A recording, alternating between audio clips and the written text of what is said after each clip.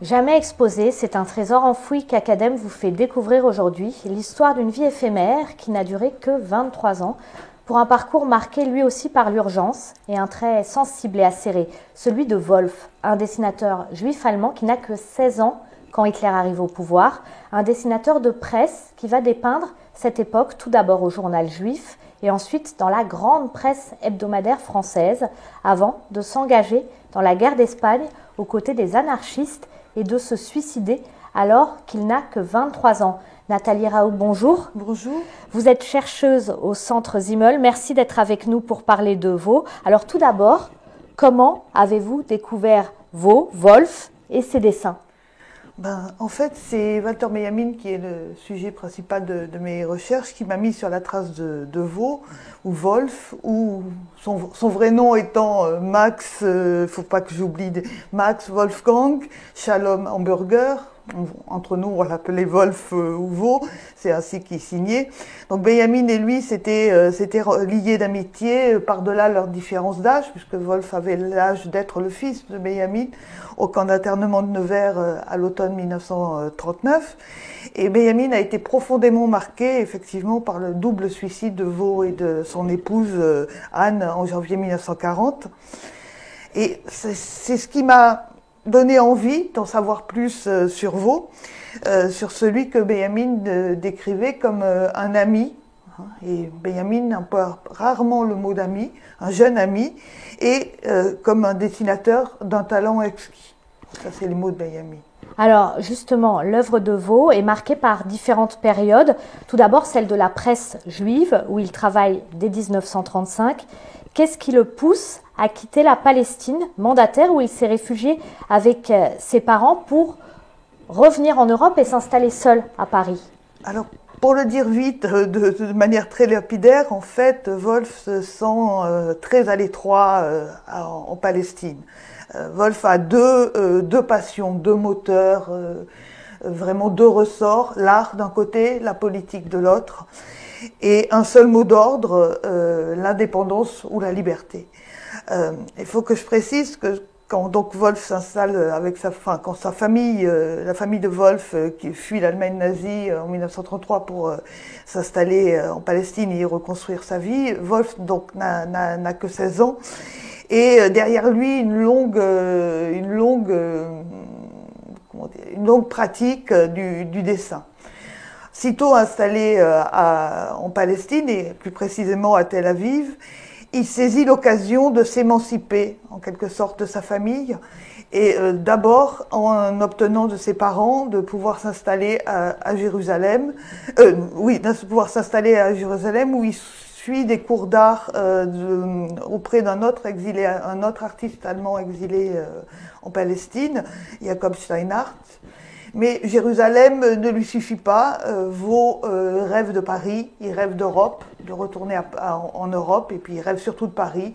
Il sait que c'est à Paris que l'art se fait, que les mouvements artistiques se développent, et puis c'est aussi à Paris qu'il peut espérer combattre de plus près Hitler. Et alors, donc, il tanne sa famille jusqu'à ce qu'on l'autorise à partir. Il a que 18 ans. C'est en 1935, il a que 18 ans. Alors, quand il arrive à Paris, il n'a que 18 ans, c'est en 1935, et il commence par se faire embaucher par la presse juive, pour laquelle il produit des dessins, c'est ça ? Oui, tout à fait. Les premiers. Donc, Vaux arrive à Paris, il s'installe à Montparnasse, puis après, il va s'inscrire aux Arts Déco, où il va s'ennuyer profondément, et il commence à produire effectivement pour le monde juif.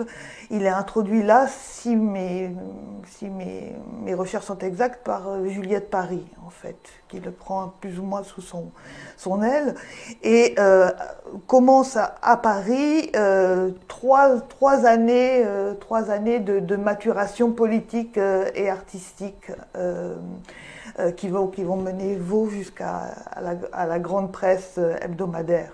Alors justement, la grande presse hebdomadaire, quand il y arrive, il n'a que 20 ans. Oui, non, voilà. En fait, ces 3 années-là, 35-38, c'est vraiment une période de maturation où Vaux se métamorphose. Quand il arrive à Paris, il se cherche encore. Il peint, il dessine, il ne sait pas exactement ce qu'il veut être.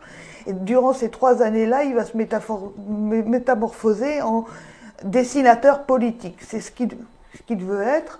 Et cette métamorphose est tellement évidente qu'il va écrire à son frère que lui, son frère ne le reconnaîtrait plus et que lui-même ne se reconnaît plus. En 1938, comme quelque chose qui le dépasse un peu. Voilà. Il s'est trouvé autour de deux faits majeurs, deux événements majeurs, à savoir d'abord son engagement dans la guerre d'Espagne, même s'il est précédé par d'autres engagements dans la presse exilée, l'engagement dans la guerre d'Espagne et la rencontre avec celle qui deviendra sa femme, Anne.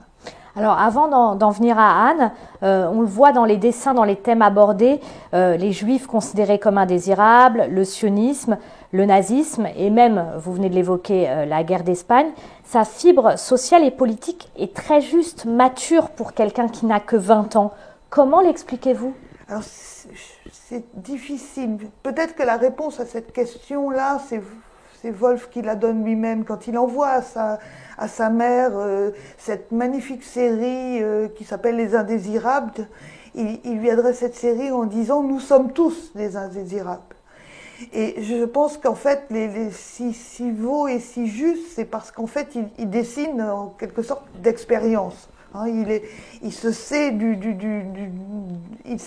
qu'il est du parti, en tout cas des exclus, des parias, et qu'il dépeint, qu'il retranscrit un certain nombre d'expériences qui sont pour lui des expériences quotidiennes. Sa force, en fait, c'est qu'il dessine exactement ce qu'il vit, c'est ça ? Oui, tout à fait. Il retranscrit, et il retranscrit, et avec cette distance aussi qui le caractérise.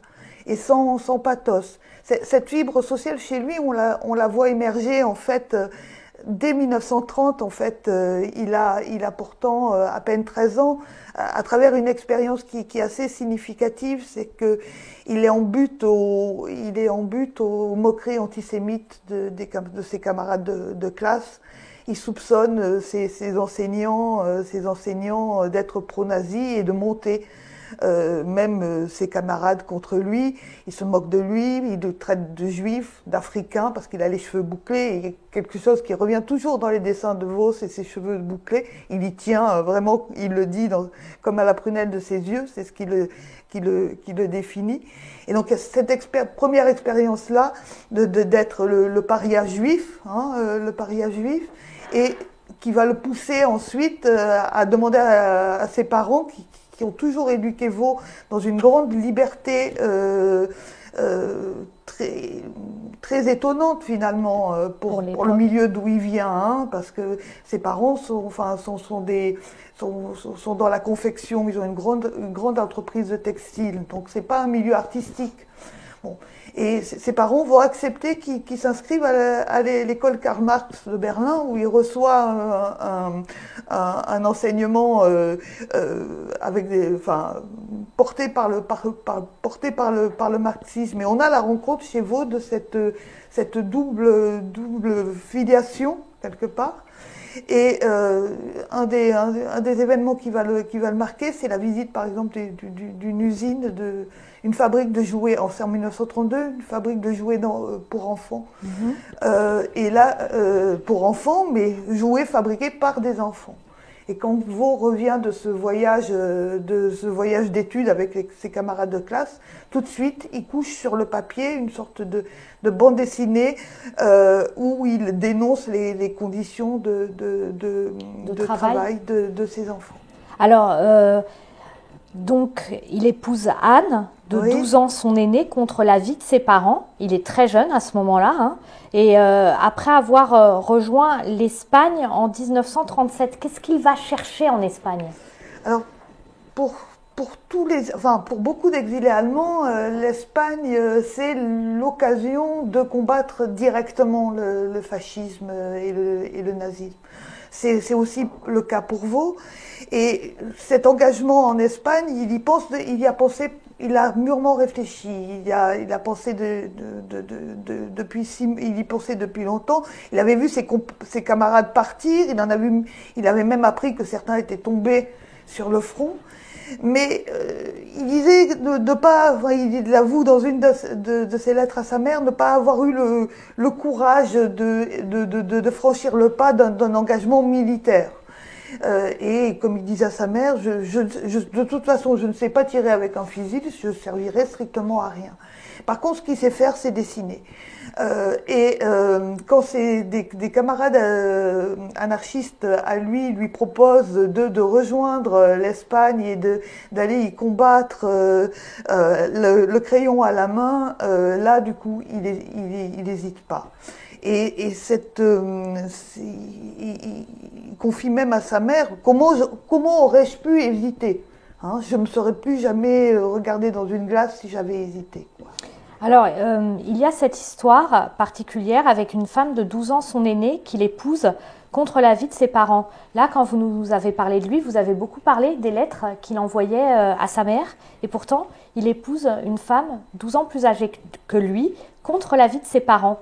Comment ça se passe pour lui? Et puis surtout, c'est quelqu'un qu'il aime énormément, apparemment. Ah oui, oui, Anne, c'est l'amour de sa vie. Pour faire le lien avec l'Espagne, il se dessine arrivant en Espagne, le calot de la CNT sur la tête, le carton à dessin sous le bras et une larme à l'œil. La larme à l'œil, ça serait le chagrin d'amour, parce qu'il avait fait la rencontre d'Anne et qu'elle l'aurait d'abord repoussé. Donc Anne, ensuite, revenue d'Espagne, Anne va entrer dans sa vie, ils vont nouer une relation très très importante, et Anne va être en quelque sorte, pas la muse de Vaux, mais c'est elle qui va fabriquer en quelque sorte Vaux, un peu comme Gerda Taro va fabriquer Robert Capa. C'est-à-dire qu'ils vont ensemble dans les salles de rédaction, elle croit en lui, plus que lui ne croit en lui. Et elle va envoyer ses dessins en disant « Voici un dessin du célèbre dessinateur Vaux ». Il n'est pas encore un célèbre dessinateur Vaux. Bon.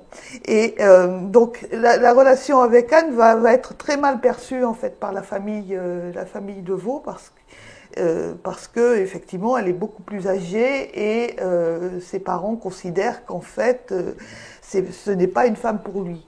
Bon. Mais il va réussir à leur imposer aussi Anne. Alors finalement, Anne tombe malade, il se suicide avec elle. Il est très jeune quand il se suicide avec elle, n'est-ce pas? Il a quel âge? Il a 23 ans. Il a 23 ans.